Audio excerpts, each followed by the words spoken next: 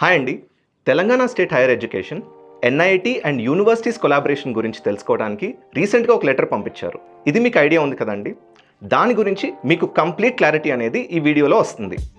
Point number 1, Telangana స్టేట్లోని universities and colleges and వాటి governing bodies గురించి అర్థం చేసుకుందాం. దీనిలోనే వేరియస్ టైప్స్ ఆఫ్ కాలేజెస్ ఉన్నాయి, అవి చూద్దాం. ఒక టైప్ వచ్చి ఐఐటి హైదరాబాద్, ఎన్ఐటి వరంగల్ ఇలాంటి యూనివర్సిటీస్.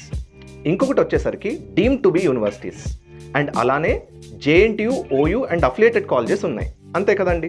ఇందులో మనం IIT Hyderabad and NIT Warangal చూస్తే వాటి గవర్నింగ్ బాడీ వచ్చేసరికి మినిస్ట్రీ ఆఫ్ ఎడ్యుకేషన్, కంప్లీట్గా సెంట్రల్ గవర్నమెంట్ లెవెల్లో ఉంటుంది.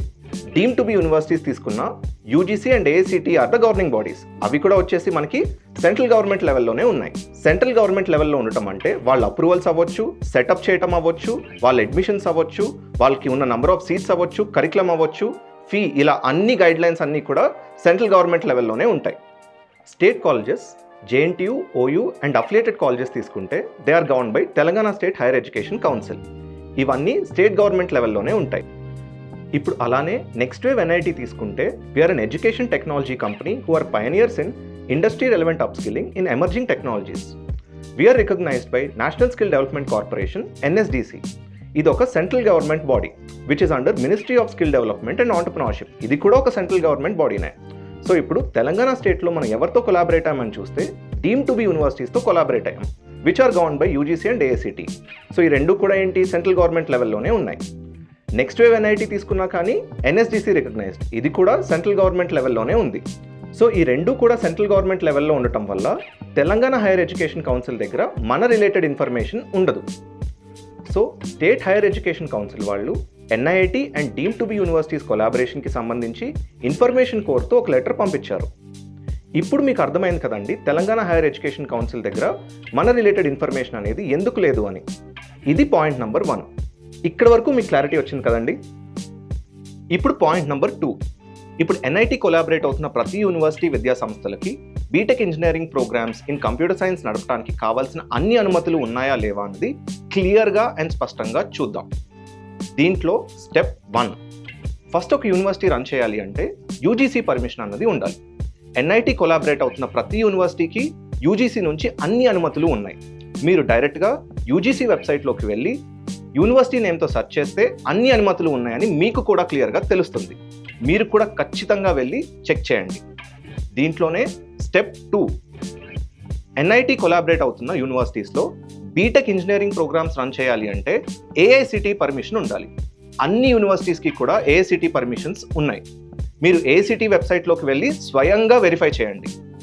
ఇప్పుడు ఇందులో స్టెప్ 3, ఫీ విషయానికి వస్తే డీమ్ టు బి యూనివర్సిటీస్కి ప్రోగ్రామ్స్కి సంబంధించి ఎంత ఫీ పెట్టాలి అన్న అధికారం కూడా ఆ యూనివర్సిటీకే ఉంది. అండ్ ఫైనలీ అడ్మిషన్స్ ఏ విధంగా చేసుకోవాలన్న అధికారం కూడా యూనివర్సిటీకే ఉంటుంది. ఫర్ ఎగ్జాంపుల్ స్టేట్లో ఉన్న అఫిలియేటెడ్ కాలేజెస్ తీసుకుంటే ఎంసెట్ ద్వారా అడ్మిషన్స్ జరగాలి, ఐఐటీస్ తీసుకుంటే ఐఐటి జేఈ ద్వారా జరగాలి. అండ్ అలానే డీమ్ టు బి యూనివర్సిటీస్ని తీసుకుంటే అడ్మిషన్ ప్రాసెస్ ఎలా పెట్టుకోవాలి అన్న అధికారం ఆ యూనివర్సిటీకే ఉంటుంది. మేము యూనివర్సిటీతో కొలాబరేట్ అయ్యే ముందే ఇప్పుడు మీకు చెప్పిన ఈ 4 అనుమతులు ఉన్నాయి అని వెరిఫై చేసుకున్నాకే కొలాబరేట్ అవుతాము. అనుమతి లేని ఎలాంటి యూనివర్సిటీతో కూడా ఎన్ఐటి కొలాబరేట్ అవ్వదు. మీరు ఆ విషయంలో నిశ్చింతగా ఉండొచ్చు. Point number 3 and one of the most important point, మన స్టూడెంట్స్ని ఫ్యూచర్కి రెడీ చేయడంలో ఇది చాలా important point. UGC, AICTE and national education policy NEP 2020 చాలా ఫార్వర్డ్ థింకింగ్తో అండ్ ఒక మంచి విజన్తో యూనివర్సిటీకి బోల్డ్ అంత ఫ్లెక్సిబిలిటీ అండ్ ఆటోనమీ ఇచ్చాయి. ఈ ఫ్లెక్సిబిలిటీ అండ్ ఆటోనమీ ఎంత పవర్ఫుల్ అన్నది చూద్దాం. యూనివర్సిటీకి ఉన్న ఒక ఫెంటాస్టిక్ ఆపర్చునిటీ ఏంటంటే అతి వేగంగా మారుతున్న టెక్నాలజీకి తగ్గట్టు కరికులంని అప్ టు డేట్ పెట్టుకునే ఫ్లెక్సిబిలిటీ కేవలం యూనివర్సిటీకే ఉంది.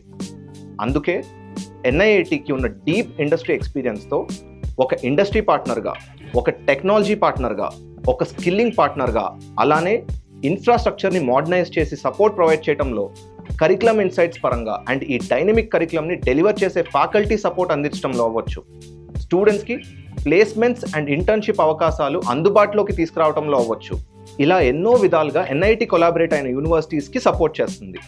సో అర్థమైంది కదండి, ఒక ఫుల్లీ కంప్లైంట్ వేలో అన్ని అనుమతులు ఉన్న విద్యా సంస్థలు ఎన్ఐటితో కొలాబరేట్ అయ్యి స్టూడెంట్స్ని ఎలా ఫ్యూచర్ రెడీ చేస్తున్నాయో. All the best.